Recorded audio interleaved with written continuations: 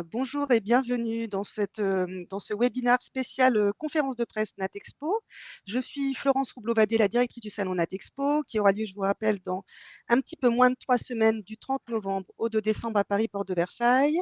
Je suis aujourd'hui accompagnée de Anne Serrault pour, le Synadiète, de Christophe Barnouin pour la Maison de la Bio, de Damien Sinot pour Cosme Bio, de Didier Péréol pour Synabio, de Frédéric Faure pour le Synadis et de Claire Dimier-Vallée qui va orchestrer cette conférence de presse, déléguée générale de la Maison de la Bio, et à qui je laisse la parole pour nous raconter un petit peu ce qui va se passer aujourd'hui.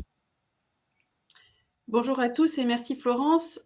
Comme vous le savez, le contexte en France actuellement est compliqué au niveau politique et social, mais le Salon Natexpo va s'inscrire cette année dans un contexte très positif pour la bio, puisque les voyants sont au vert sur les différents circuits, ce qui traduit que la bio est reconnue comme une réponse concrète aux inquiétudes des Français en matière de santé et d'environnement. On va aborder ce matin plus en détail ce contexte et ses conséquences pour la bio, et puis on rentrera dans les chiffres avec les regards croisés de Christophe Barnouin et Frédéric Faure sur les deux principaux circuits de distribution des produits bio, la GMS et la distribution spécialisée. Et puis après, nous ferons un focus sur la santé et l'innovation avec les interventions de Anne Serrault et de Damien Sinot dans les filières compléments alimentaires et cosmétiques bio. Ce qu'on veut à travers cette conférence de presse et par ces prises de parole, c'est dresser avec les parties prenantes du secteur bio un panorama du secteur juste avant la nouvelle édition du Salon Natexpo. Donc moi, je vous parle depuis la Maison de la Bio, qui est le nouveau Natex Bio, qui est propriétaire du salon depuis de nombreuses années. La Maison de la Bio, c'est une fédération de 10 organisations du secteur, depuis l'amont des filières jusqu'à la distribution spécialisée. On est la voix des acteurs économiques du secteur et on représente 5 secteurs d'activité, l'agriculture, l'alimentation, la santé, la cosmétique et la certification. La Maison de la Bio, c'est 3 000 entreprises, 7 000 fermes, 35 000 emplois et plus de 7 milliards d'euros de chiffre d'affaires en bio. Le salon est organisé par l'ASPAS. Florence, je te laisse en dire quelques mots. Donc l'ASPAS, Société de promotion et d'animation de la Seine, qui existe depuis une quarantaine d'années et qui est le plus grand organisateur d'événements bio, bien-être, développement durable, art de vivre, à la fois en professionnel et à la fois en grand public. On agrège une vingtaine d'événements en France et un petit peu à l'étranger. Le dernier en date était Marjolaine la semaine dernière. Et puis, on a aussi un département dans notre société qui s'appelle Space Agency et qui va accompagner différentes structures telles que Biocoop pour sa convention d'affaires, ou alors la région Occitanie pour le salon Medfel, ou alors le Synadis même pour sa présence au salon de l'agriculture. Et donc, c'est dans ce cadre que la fédération nous a mandaté en 2013, il y a plus de 10 ans, pour organiser le salon Natexpo, qu'on a fait évoluer au fur et à mesure des années, avec toujours un engouement, une application sans faille. Donc aujourd'hui, Natexpo, c'est vraiment un salon de filière, un salon qui touche la bio à 360 et qui se positionne aujourd'hui comme le catalyseur du renouveau du secteur. Pour rentrer dans les différents sujets, je vais m'adresser à toi, Christophe, pour savoir quelle analyse tu fais du contexte politique et social dans lequel cette nouvelle édition du Salon Natexpo va se tenir. Merci Claire. Écoute, ce salon, fondamentalement, il fait écho à une reprise de la consommation du bio depuis maintenant plus d'un an.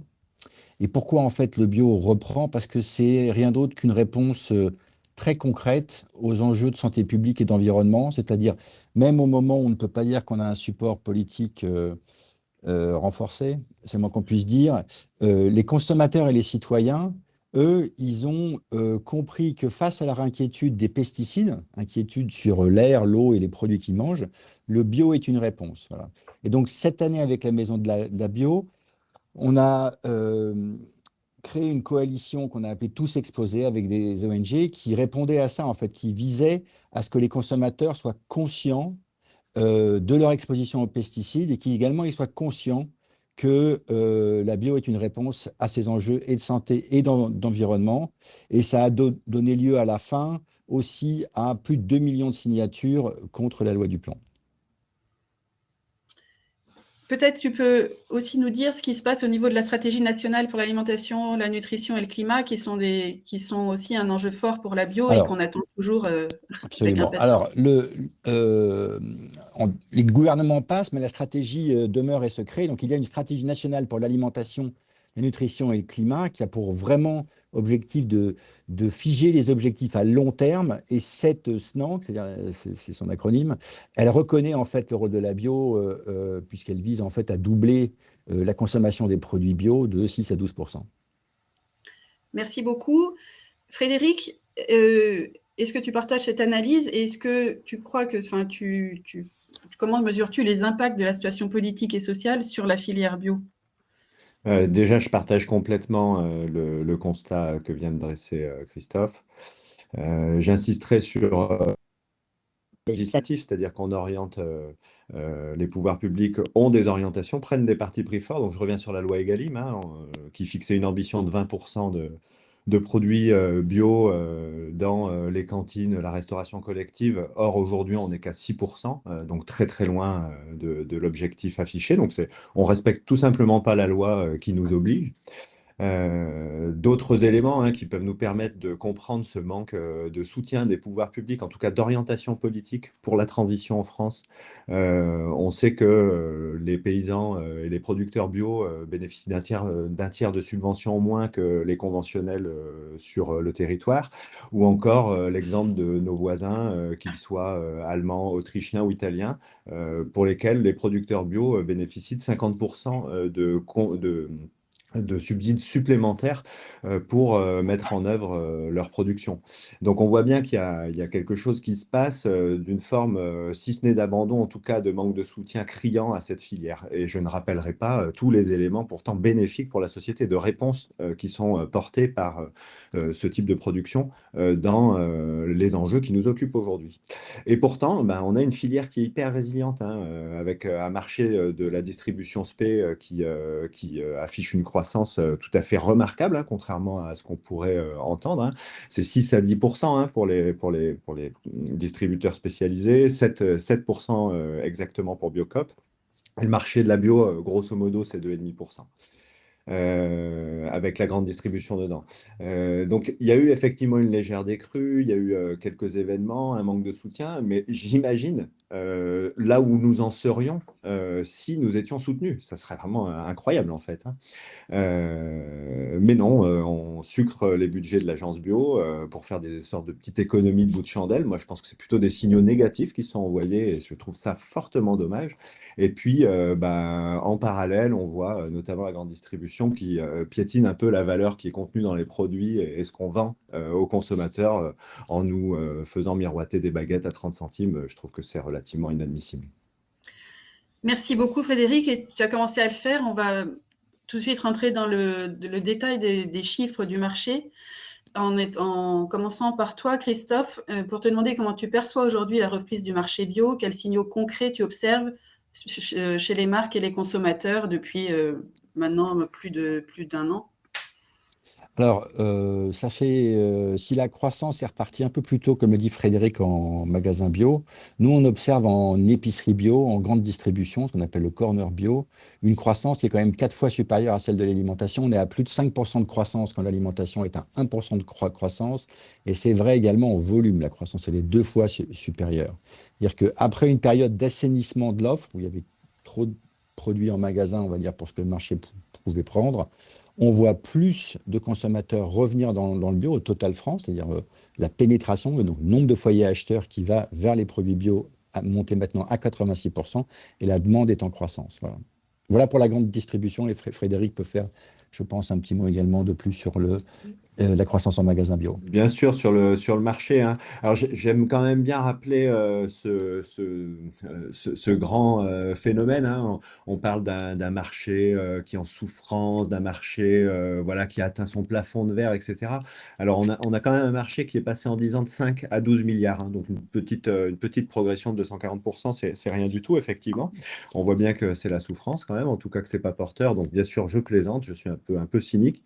La distribution SP, c'est 4 milliards de chiffre d'affaires. Donc, on dit que c'est une niche, une paille. Moi, je pense pas. 2500 magasins de proximité, 16 000 salariés.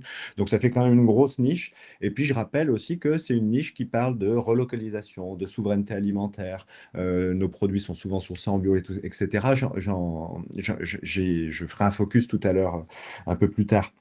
Et puis, il y a toutes les externalités positives, j'insiste, mais c'est hyper important. Quand on parle vraiment consommation, on est grosso modo sur la distribution spécialisée, donc Biocoop en tête, et puis les La Vie Claire, Naturalia, etc. 6 à 10% de croissance. Donc c'est une excellente croissance au regard des chiffres que tu viens d'exposer. Sur le marché alimentaire. Et surtout, un fait notable qu'il faut retenir, c'est que cette croissance n'est pas faite ni par l'inflation, ni par l'augmentation des prix. Elle est faite quasi et même complètement, exclusivement par la fréquentation. C'est que la fréquentation qui porte ça. Donc, ça traduit bien l'engouement des consommateurs français, des mangeurs français, pour d'autres modes de consommation plus sains, avec plus d'effets positifs. Après, si on sort un tout petit peu de notre giron, et on fait un tout petit pas de côté et qu'on revient sur l'amont, il y a quand même une énorme préoccupation qui porte sur un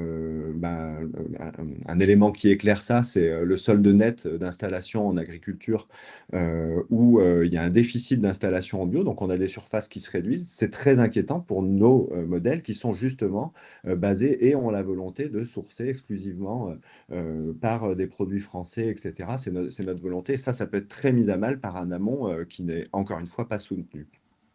Après, je fais un tout petit focus sur Biocoop, parce que ça éclaire un peu le truc. Nous, on vise 2 milliards d'euros de chiffre d'affaires à horizon de 3 à 4 ans. Donc, on va accompagner cette croissance, bien évidemment. Et puis après, on a les éléments de marché où, encore une fois, on a une confirmation qu'il y a un engouement, une volonté des Français de trouver des produits bio, des alternatives aux produits conventionnels, avec un peu plus d'un Français sur deux qui consomme bio durant l'année 2023, et des dépenses qui sont tout à fait honorables sur le panier moyen des Français. Merci beaucoup Frédéric. Christophe, je reviens vers toi parce qu'avec Ecotone, tu représentes des marques à forte identité engagée. Comment ça se passe en rayon à côté des MDD pour ces marques? Un marché, il est fait avec des offres de prix, on va dire, très accessibles et des marques un peu plus innovantes, un peu plus santé. Nous, avec Björk, c'est le combat qu'on a mené, c'est-à-dire des ingrédients purs, des recettes plus saines. Et le combat, il est aujourd'hui, les deux se développent et objectivement, les marques retrouvent de l'essor. Nous, on a beaucoup d'initiatives avec Björk.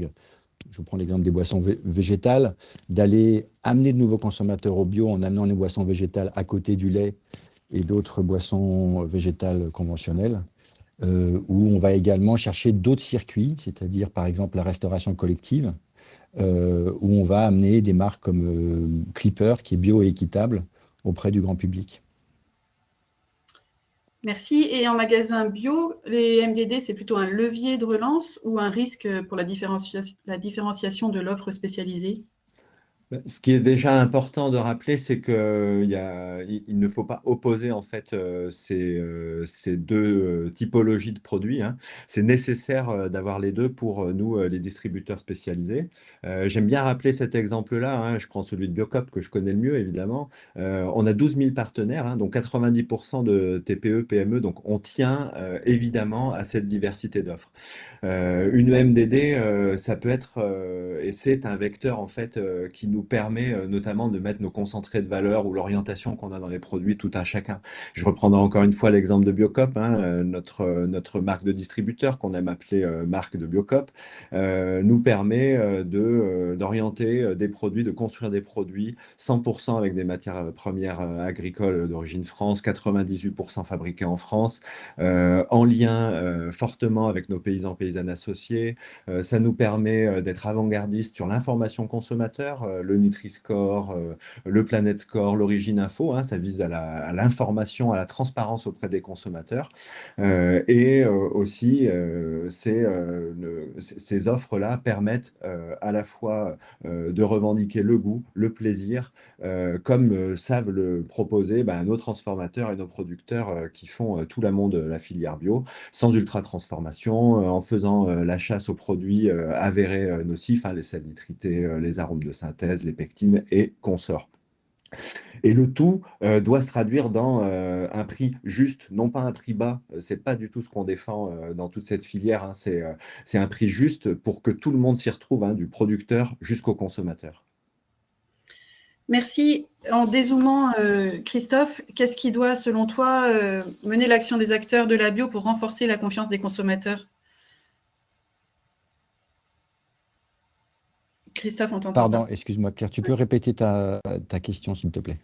Qu'est-ce qui doit, selon toi, guider l'action des acteurs de la bio pour renforcer la confiance des consommateurs aujourd'hui? Je crois qu'il y a une très grosse prise en compte aujourd'hui de tous les enjeux, de tous les acteurs pour amener des produits sains, localisés en France, présents dans tous les circuits de distribution. Et encore une fois, le salon, c'est l'occasion d'être ensemble justement pour manifester cette présence de tous les acteurs. Et on continue notamment avec la Maison de la Bio à demander le soutien des pouvoirs publics.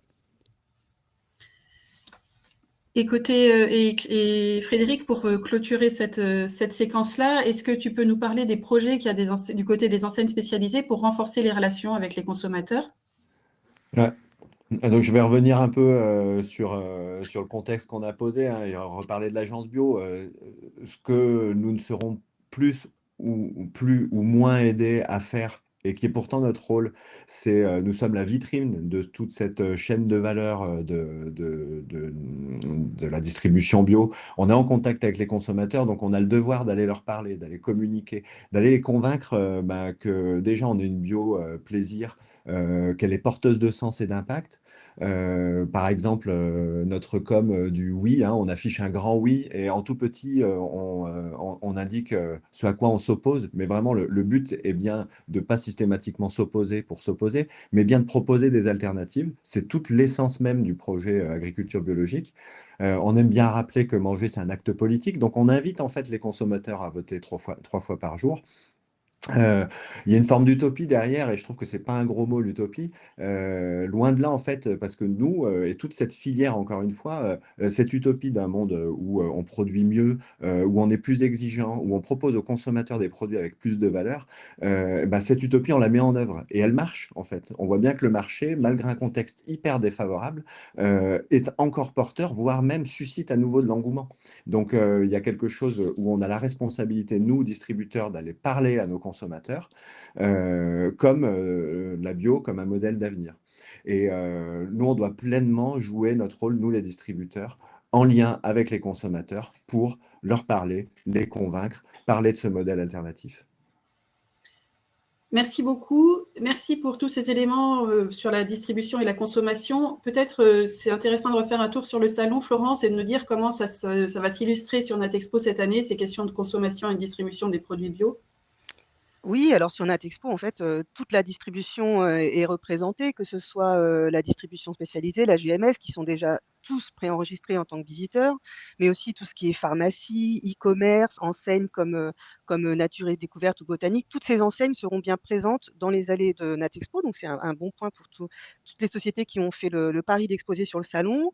Concernant la distribution spécialisée, elle aura son QG entre guillemets sur le salon sous l'égide du Synadis, avec le village des distributeurs spécialisés qui sera en plein cœur de Natexpo.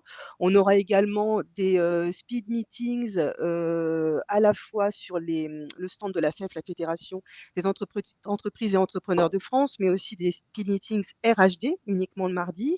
On a le forum des biotendances aussi, hein, qui est géré par Biolinéaire, qui lui va donner la parole à des experts qui vont regarder ce qui se passe en France, mais aussi un petit peu en dehors, et voir comment ça se passe, des données chiffrées, des tendances, des prospectives. Un petit peu, c'est un endroit qui est très, très, très plébiscité par les visiteurs et par les exposants.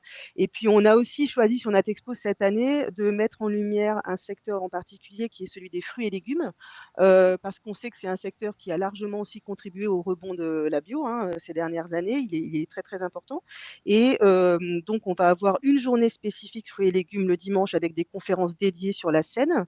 Et puis, on va avoir un quartier dédié sur le salon avec une vingtaine d'exposants qui seront eux regroupés et puis d'autres qui seront un petit peu dans le salon. Et puis, on aura aussi des séances d'ateliers pratiques tous les jours sur un espace qui s'appelle En vrai, en rayon fruits et légumes by Chloé, et qui lui permettra de faire des focus sur comment gérer les stocks, comment gérer les anti-gaspi, mettre en lumière les produits de saisonniers, etc. Donc, on va vraiment mettre en avant ce secteur-là. En tout cas, ce que je peux vous dire aujourd'hui, c'est que on est sur une tendance de préenregistrement des visiteurs qui est plutôt positive. Donc, c'est très, très encourageant pour ce Natexpo qui est dans moins de 3 semaines. Merci beaucoup. La bio, c'est aussi une manière de parler de santé et d'innovation. C'est ce qu'on va faire avec vous, Anne et Damien. Pour commencer, les entreprises innovent pour répondre au plus près aux attentes des consommateurs en matière de santé. Ça se traduit dans l'alimentaire, bien sûr, mais aussi en cosmétique et dans le domaine des compléments alimentaires bio. Anne, à la Maison de la Bio, tu représentes la filière des compléments alimentaires à travers le Synadiète. Comment se positionne votre filière aujourd'hui ? Bonjour. Là, on l'a entendu, consommer bio, avoir une alimentation bio, pas ou peu transformée, sont des facteurs de prévention qui permettent d'agir sur sa santé. Et parfois, il faut un petit coup de pouce, une prise en charge plus globale. Et là, le complément alimentaire trouve sa place. Aujourd'hui, à peu près 60% des Français consomment des compléments alimentaires. Voilà, ça commence à être une consommation courante. Le marché des compléments alimentaires, c'est un marché qui est en progression depuis plus de 20 ans. On annonce on prévoit une progression de 5% encore pour cette année, avec un marché qui va atteindre 3 milliards pour la France et avec un marché plutôt à 5 milliards attendu pour 2030. Donc on voit qu'il y a encore beaucoup d'enjeux de prévention santé qui sont portés par le complément alimentaire, en plus de l'alimentation. Cette progression, elle est portée de façon importante par l'innovation qui représente à peu près 10% du marché. J'ai essayé de vous trouver des exemples d'innovation dans notre filière des produits de santé naturelle. Et en fait, ce qu'on voit beaucoup, c'est des innovations sur le secteur de la santé de la femme. Notamment avec des enjeux concernant l'accompagnement de la ménopause et des actifs végétaux bio que l'on peut voir sur le marché. Je donne par exemple le houblon bio ou le safran bio. On a aussi d'autres enjeux qui est évidemment le bien vieillir, donc toujours sur la partie prévention très ancrée, et des enjeux sur le bien-être cardiovasculaire, beaucoup d'innovation dans ce sens. J'ai un exemple notamment concernant un extrait d'ail noir, une filière 100% française, avec des sujets de prévention santé qui sont portés par des extraits végétaux bio et il est important de le rappeler, qui permettent de soutenir aussi notre filière française des PAM et des plantes actives, et qui permettent d'avoir une garantie de transparence, de qualité et de sécurité. Voilà. Merci beaucoup, Anne. On va passer à la cosmétique maintenant. Damien, tu es président de Cosme Bio, et Cosme Bio s'engage très fort contre les ingrédients controversés. C'est un angle santé fort. Quelles sont les actualités de la cosmétique bio aujourd'hui et qu'est-ce que vous faites sur ce sujet ? Merci Claire. Alors, première chose, oui, la cosmétique bio et Cosme Bio, c'est près de 500 entreprises qui sont certifiées en cosmétique naturelle. Deux sujets avant de passer sur cette slide. C'est l'évolution des marchés. Déjà, alors nos trois plus gros marchés, c'est la GMS, où là, il y a eu, comme dans l'alimentaire ces dernières années, plutôt un déréférencement de références en cosmétique. Par contre, le marché reste très dynamique sur la pharmacie et reprend en dynamisme sur la distribution spécialisée. Là, on l'a vu vraiment cette année sur les derniers trimestres, où le marché reprend de la croissance sur le non-alimentaire et en particulier la cosmétique, et en particulier sur les chaînes de distribution spécialisées qui ont fait le choix de relancer un assortiment un peu plus élargi. Ça, c'est au niveau du marché, donc on est assez positif. On se rend compte, quel que soit le marché, c'est que c'est l'innovation qui tire la croissance. Donc, on n'est pas sur une cosmétique bio ancienne. Il y a une notion d'innovation permanente, de promesse d'efficacité, de promesse de plaisir. Et ça, c'est un peu ce qui a changé sur ces dernières années. C'est-à-dire que la cosmétique bio reproche devient en même temps une cosmétique bio plaisir, c'est-à-dire c'est la base de la cosmétique, c'est amener de l'efficacité, amener du plaisir, amener de la santé. Là, on le voit sur une étude qui vient d'être publiée par Klarna, qui est une banque de fractionnement de paiement en ligne.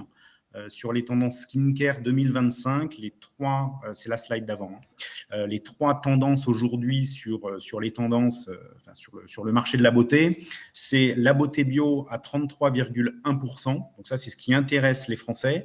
Alors, la beauté bio, je en parlerai après, il faut faire attention entre la véritable beauté naturelle et bio et la beauté plutôt greenwashing. Les compléments alimentaires beauté comme le collagène à boire ou les vitamines pour booster l'éclat et l'élasticité de la peau, c'est une intention d'achat de 32%.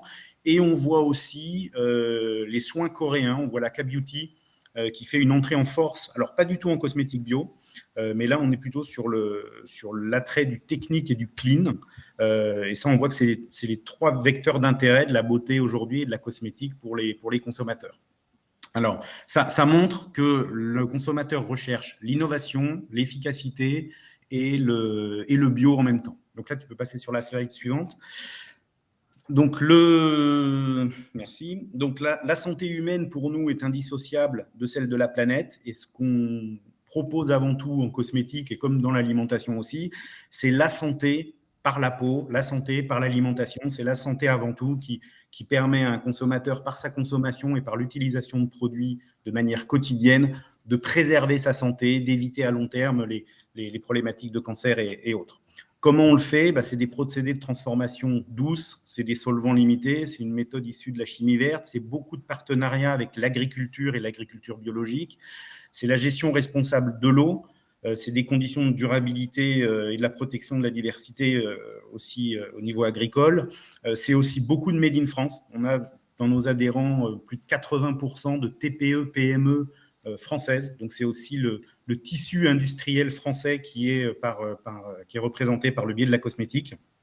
Et je rejoins par là aussi la distribution bio parce que c'est aussi le tissu, le maillage économique des TPE proche du consommateur. Et ça, je pense que c'est aussi important dans une époque où une partie des ventes se passe par Internet, où l'IA voudrait tout remplacer. Je pense que le lien humain est très important aussi dans ce type de marché. Voilà. Slide suivante, s'il te plaît. Donc, aujourd'hui, nous, on a 2 principaux combats. Il y a un premier combat, c'est la lutte contre le greenwashing, parce que la cosmétique certifiée bio, comme l'alimentaire, a eu une concurrence un peu sauvage par rapport à des gens qui se disaient naturels et qui n'avaient pas de certification. Donc, nous, ce qu'on amène avec la certification, c'est la garantie d'avoir un produit qui est contrôlé, qui est labellisé, où on n'a pas besoin de regarder la formule Inkey pour être sûr que le produit est bon.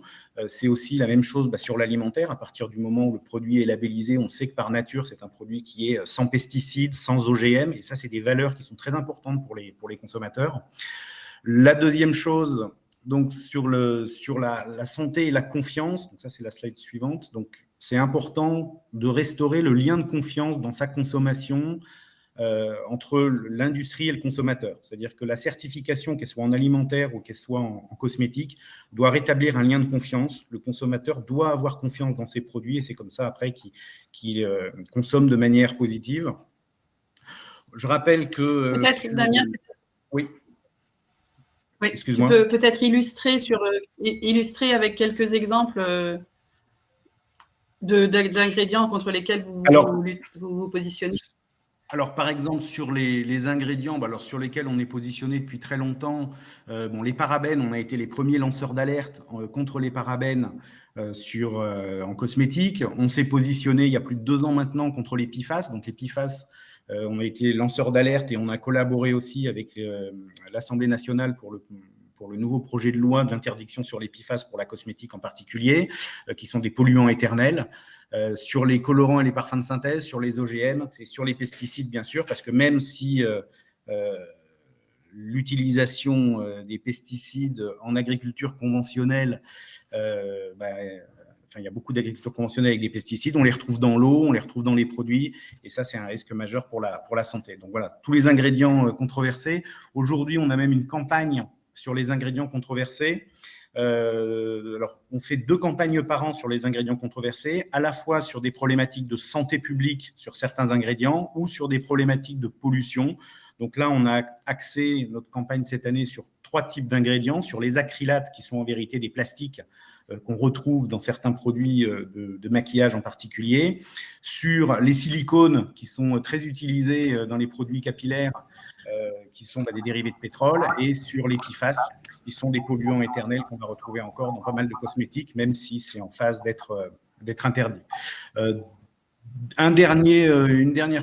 petites choses encore. Un, sur la santé et l'innovation, c'est-à-dire le fait d'interdire des ingrédients et d'avoir un référentiel, est un vecteur d'innovation. Parce que ça pousse les industriels à innover et à trouver toujours des solutions efficaces pour promettre une efficacité, un confort d'utilisation chez nos consommateurs.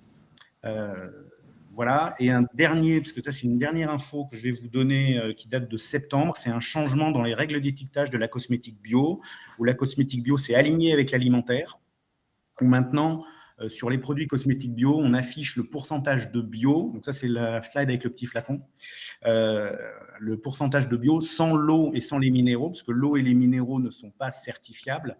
Et aujourd'hui, quand on pouvait avoir un gel douche qui était à 10 ou 20% de bio, parce que forcément, dans un gel douche, il y a beaucoup d'eau, aujourd'hui, quand on enlève l'eau et les minéraux, on obtient des taux qui sont entre 60 et 80% d'ingrédients bio, ce qui est beaucoup plus compréhensible pour le consommateur, parce que de toute façon, l'eau n'est pas certifiable. Donc, par rapport à Natexpo, ce qui est très positif, c'est qu'on a beaucoup d'adhérents qui viennent exposer, beaucoup d'adhérents utilisent le salon comme une vitrine de l'innovation pour présenter leurs innovations sur cette année. Et quand on sait que l'innovation est aujourd'hui responsable de 50 à 60% de la croissance, c'est important d'être au salon pour nous. Voilà. Merci beaucoup, Damien. Très clair. Peut-être, Florence, tu peux détailler un peu plus ce qui se passera autour de l'innovation sur le salon ? Oui, autour de l'innovation, tout à fait, et aussi autour de la santé, puisque Synadiète et Cosmébio déjà sont les co-organisateurs des forums dédiés aux compléments alimentaires et aux cosmétiques. Donc, on pourra s'informer un petit peu sur les tendances marché, sur les chiffres, sur les réglementations. Côté santé, le focus sera fait la deuxième journée, le lundi, sur la santé globale, dans le cadre des journées thématiques, parce que notre ambition, c'est de montrer que la bio, c'est pas seulement une question de consommation, mais c'est une vraie démarche globale, c'est une question de santé individuelle reliée à la santé collective et donc évidemment à celle de la planète. On aura notamment la mutuelle pour les santé planétaires qui sera présente le lundi sur les conférences de la Seine. Ça, c'est plus pour la partie santé. Et sur la partie innovation, Natexpo se positionne depuis toujours en fait comme vraiment le point central de l'innovation. Qu'est-ce que je peux vous donner comme chiffre pour illustrer ça ? Par exemple, on a la galerie des nouveautés qui sera à l'entrée du salon, où on aura à peu près 120 produits qui seront proposés par les exposants, des nouveaux produits que les magasins ne connaissent pas en principe. On a aussi un exposant sur 4 qui n'est jamais venu sur le salon. Donc pour les magasins, c'est important justement de pouvoir échanger avec ces nouvelles sociétés, savoir pourquoi elles sont là, ce qu'elles proposent, qui peut les aider à dynamiser leur chiffre d'affaires. Et puis on a les trophées Natexpo, dont les lauréats sont déjà connus pour la plupart, qui ont recueilli près de 250 candidatures. La cérémonie de remise des prix aura lieu le dimanche sur le salon. Et puis, on aura en primeur, en inédit, le coup de cœur du parrain Jean-Paul Térus et le coup de cœur du public. Donc ça reflète vraiment tout ce qui est innovation sur le salon. Merci beaucoup. Et pour clôturer nos prises de parole, ça nous semblait intéressant d'avoir ton regard, Didier. Le label bio a fêté ses 40 ans cette année et toi, tu es un acteur historique des filières bio. Quel regard tu portes sur l'évolution du secteur et qu'est-ce qu'il faut, à ton avis, réussir pour que la bio poursuive son développement et impacte encore plus fort la société ? Oui, bonjour, merci pour tes questions. Alors, le label existe, le logo AB a été, si on remonte à la genèse de l'histoire, il y a une quarantaine d'années, ce sont des agriculteurs passionnés d'agronomie bio, ce sont des transformateurs, ce sont des distributeurs qui se sont engagés dans cette voie, qui était plutôt une philosophie d'une alternative pour une qualité d'alimentation, puisqu'à l'époque, on ne parlait pas trop de cosmétiques bio, même si ça a eu une belle évolution.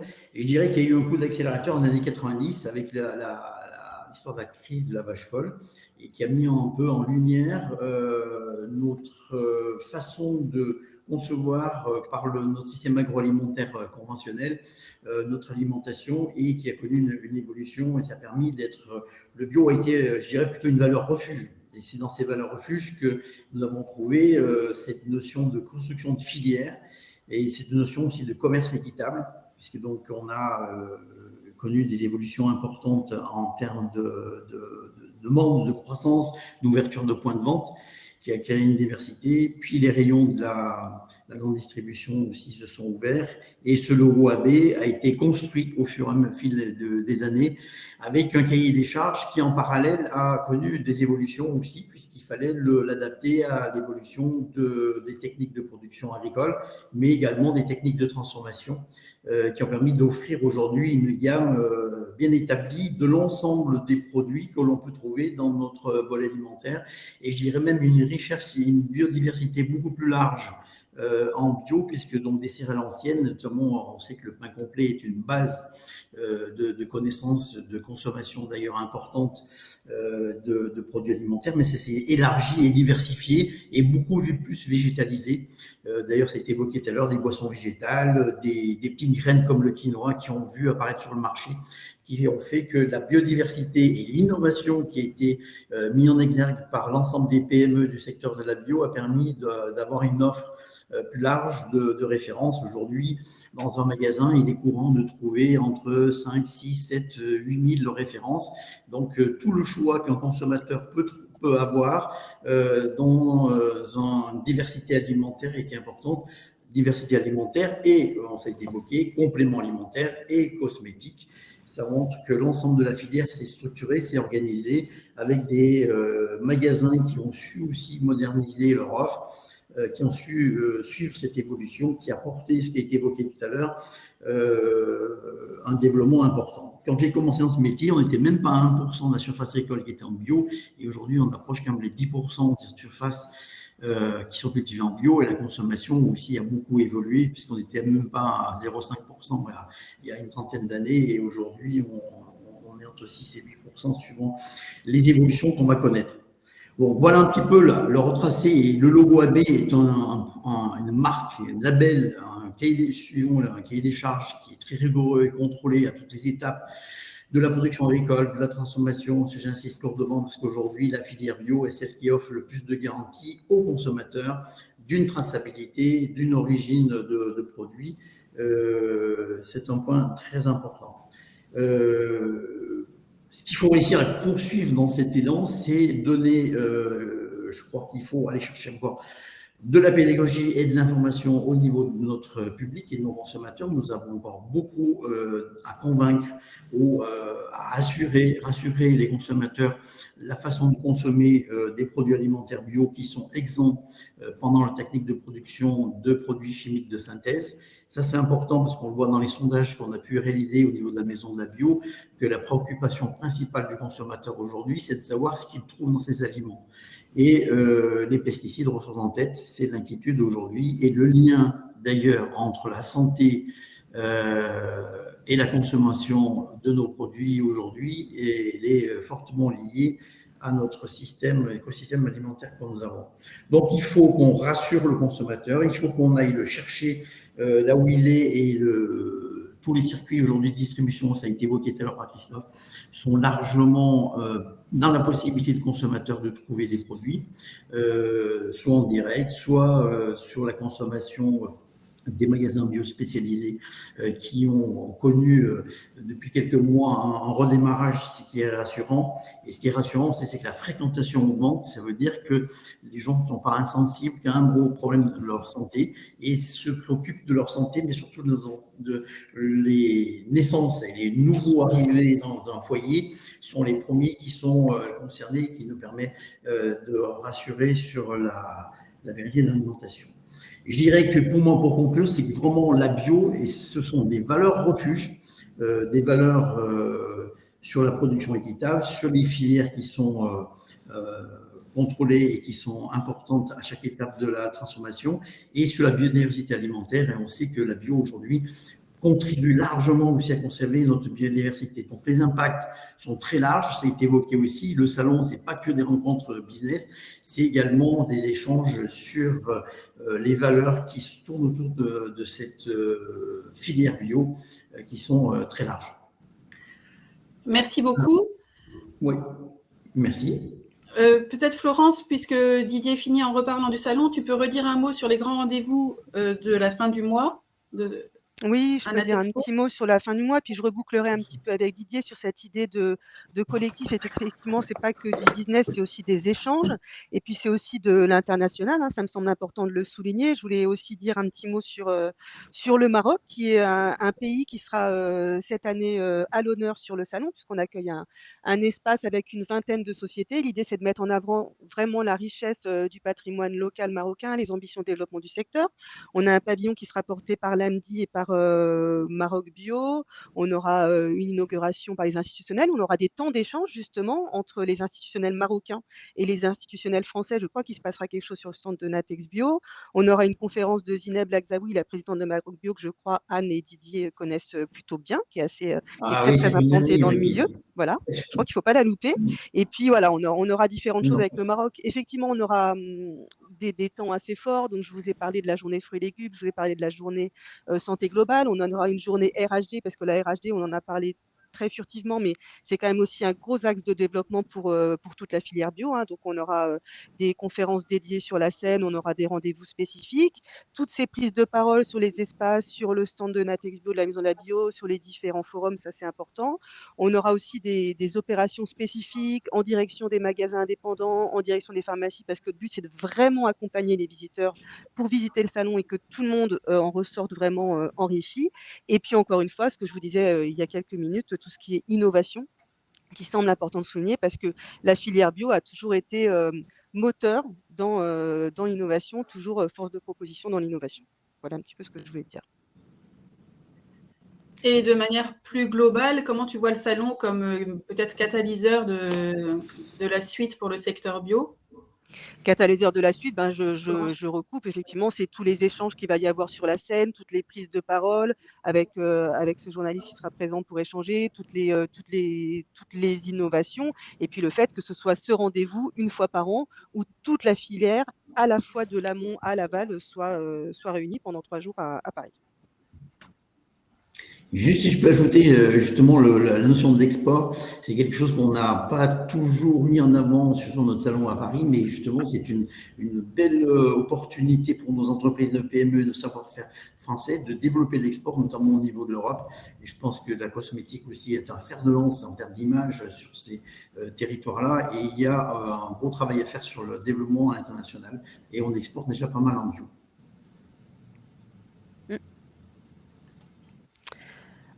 Florence, peut-être le mot de la fin?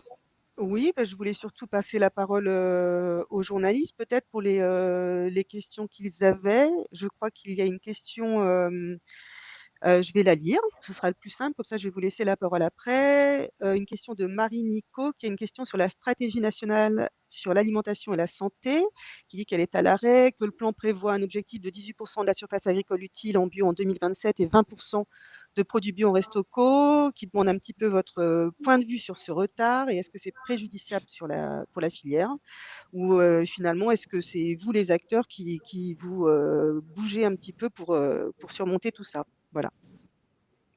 La réponse, elle est faite dans la question. Bon, j'ai participé bien sûr à ces objectifs de développement qui a été fixé, mais sans vraiment réel accompagnement économique. Déjà, les 20%, ben, ça a été évoqué tout à l'heure, c'est fait partie d'une loi dans notre pays qui n'est pas appliquée. Et puis le développement de notre secteur, il s'est beaucoup fait par nos énergies, tous, la contribution les uns les autres.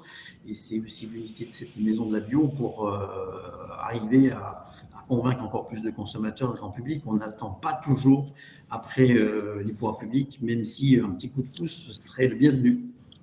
Peut-être plus précisément sur la SNANC, Christophe, tu peux compléter? Oui, sur la SNANC, en fait, les infos que l'on des cabinets ministériels, c'est que ça devrait sortir finalement bientôt. Et surtout, en fait, très fort à la maison de la bio, il est sur les objectifs de consommation pour passer de 6 à 12%, puisque sans ça, on peut avoir des objectifs de surface agricole. Mais nous, notre rôle, en fait, c'est vraiment de réussir la mise en marché du monde agricole bio. Très bien, merci. Est-ce qu'il y a d'autres questions de journalistes? Je n'ai pas l'impression qu'il y en ait. Non, je n'ai pas l'impression qu'il y en ait. Vous pouvez utiliser le chat si vous le souhaitez.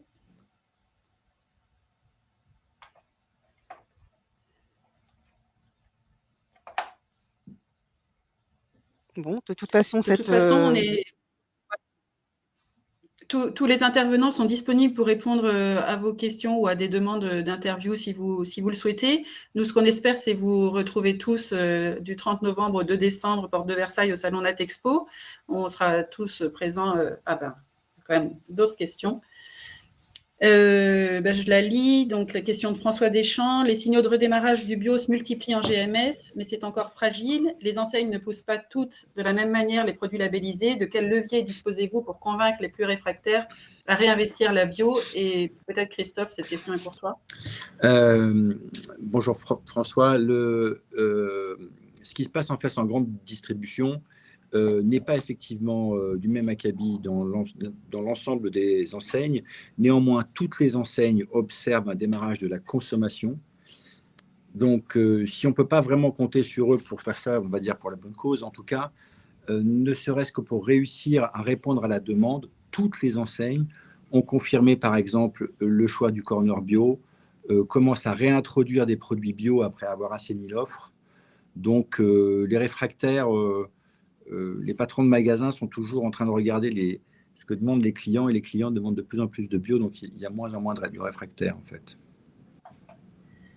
Merci Christophe.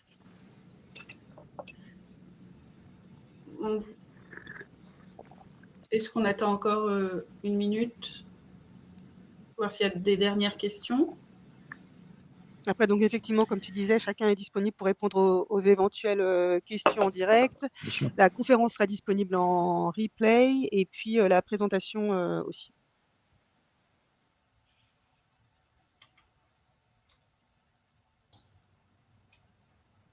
Bon, c'est que la présentation a été claire. C'était parfait, oui. Exactement. Et puis on se donne rendez-vous porte de Versailles, il ne faut pas oublier, hein, c'est à Paris, fin du mois. 30 novembre, 2 décembre. Merci beaucoup à vous tous pour votre présence. Chacun, les intervenants, les intervenantes, les journalistes. Merci beaucoup. Merci pour l'invitation. Merci beaucoup. Bonne journée. Merci. Merci. Au revoir. Au revoir. Merci, au revoir.